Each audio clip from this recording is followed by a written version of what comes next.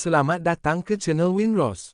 Ringkasan singkat untuk One Piece Chapter 1060, kita dimulakan dengan cover terbaru Luffy dengan Gear 5 dan Color Spread ke-10 Nakama Topi Jerami. Cover Shonen Jump adalah Gear 5 Nika dan Color Spread ke semua 10 topi jerami saat ini yang telah diminta oleh Iwasaka. Tajuk kali ini adalah Luffy's Dream atau dalam bahasa Melayu disebut impian Luffy. Scene bermula dengan gambar kapal Mugiwara yang melompat akibat ulah Luffy yang tiba-tiba marah kerana berita tentang Sabo yang membunuh ayah kepada Vivi iaitu King Cobra. Luffy mengatakan bahawa semuanya adalah dusta semata-mata kerana itu tidak akan berlaku. Robin juga mengatakan yang sama kerana Robin juga mengenali Sabo. Ia mungkin adalah ulah dari pihak Marine. Musuh tentera Revolutioner adalah bangsawan dunia dan bukanlah seorang raja. Luffy mengatakan mereka harus pergi ke Alabasta dan Zoro menghentikannya dengan mengatakan ia adalah sia-sia kerana Vivi tidak ada di sana dan King Cobra juga sudah mati sementara Vivi juga kali terakhir dilihat berada di Marijoa. Kemudian Luffy mengatakan mereka harus pergi ke Marijoa, tetapi Zoro menghentikannya lagi.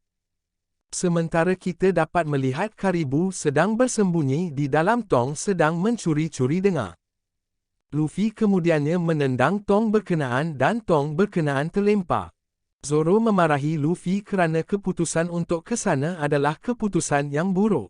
Zoro bertanya kepada Luffy adakah dia masih ingat apa yang dikatakan Ace kepadanya Luffy sambil membuat muka mengatakan Ace ada penggambarannya sendiri. Zoro berkata kalau Luffy mempercayakan Ace jadi kenapa ia perlu memandang rendah kepada Vivi. Kita akan campur tangan di kemudian hari tetapi bukan sekarang. Di akhir bagian itu Luffy, Nami, Chopper dan Sanji menghina Zoro. Kemudian Robin membaca surat akhbar dan mengatakan banyak perkara yang telah berlaku semasa kita berada di Wano dan Shichibukai telah kembali berlayar selepas gelaran Shichibukai ditarik balik dengan tertubuhnya pelbagai organisasi. Luffy kemudian berbicara tentang mimpinya. Reaksi kru. Zoro. Jinbei, apa yang kau katakan barusan? Nami, bro. Yohoho, itu sangat hebat. Usopp, tidak siapa yang pernah mencapai impian sebegitu. Frankie, wahaha bagus, itu yang terbaik. Sanji, dahahaha. Chopper, cuba periksa isi kepalanya. Chopper, wah, ini adalah akhir dari mimpiku. Dia mengungkapkannya kepada kru tetapi kita tidak diperlihatkan apa impian Luffy. Luffy mengatakan dia hanya mengatakan impiannya pada Ace, Sabo dan juga Shanks sebelum ini. Panel bertukar ke Sabo yang melanjutkan panggilannya dengan Dragon dan mengatakan bukan dia yang membunuh King Cobra. Dia memberitahu dia berada di kerajaan Lulucia dan telah melihat seseorang duduk di singgasana kosong.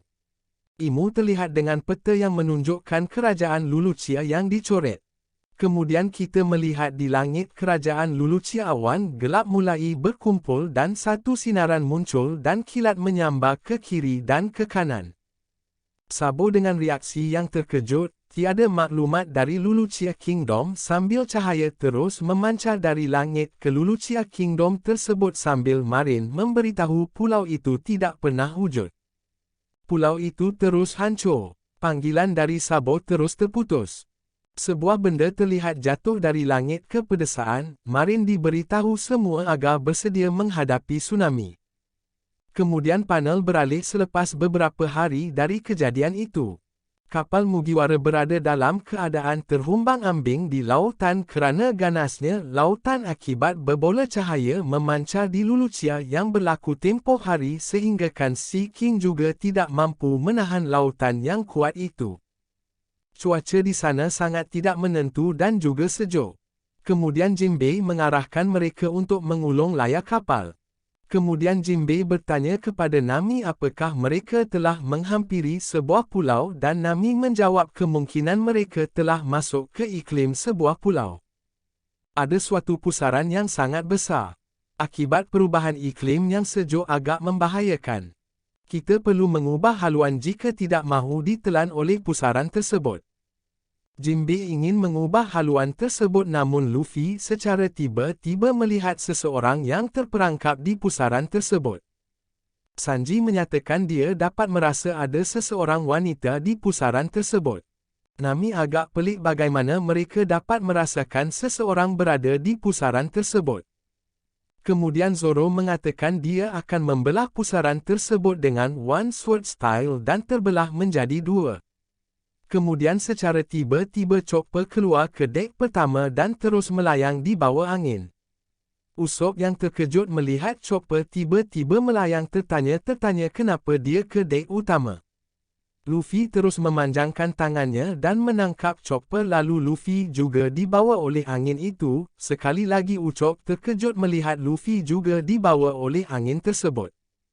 Kemudian secara tiba-tiba keluar seorang anak kecil keluar dari pusaran yang telah ditebas oleh Zoro tadi. Wanita tadi adalah satu-satunya dari kalangan lanun terburuk iaitu Jewelry Bonnie dengan hadiah 320 beri di akhir chapter.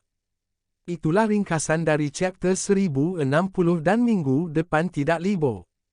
Teruskan menyokong kami berkarya, bye.